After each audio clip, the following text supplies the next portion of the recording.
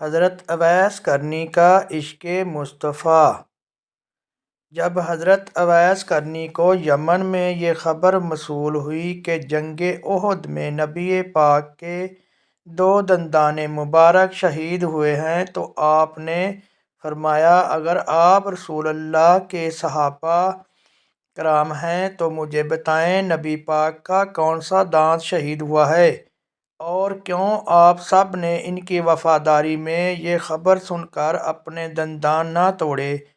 حضرت اویس کرنی فرماتے ہیں جب مجھے یہ خبر ملی تو میں نے اپنا دانت توڑ دیا، پھر سوچا شاید وہ یہ والا دانت نہ ہو تو میں نے اسی گنتی میں اپنے سارے دانت توڑ لیے اور پھر ہی مجھے چین آیا۔ جب صحابہ کرام کو آپ کے اس عمل کی خبر ہوئی تو سب گریہ کرنے لگے۔ انہوں نے اس حضرت اویس کرنی کا عشق و ادب مصطفیٰ دیکھا جس نے نبی کریم پاک کو کبھی دیکھا ہوا بھی نہ تھا، ان کی وفاداری کو دیکھا اور اویس ہمیں اس چیز کا درس دے گئے۔ اور جب اویس کے اس عمل کی خبر نبی پاک کو مدینہ میں ملی تو نبی پاک نے فرمایا بے شک اویس ہمارا سچا مخلص دوست ہے۔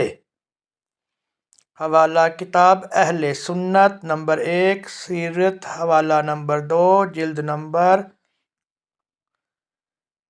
295، تذکرہ اولیاء شیخ فرید الدین 1615۔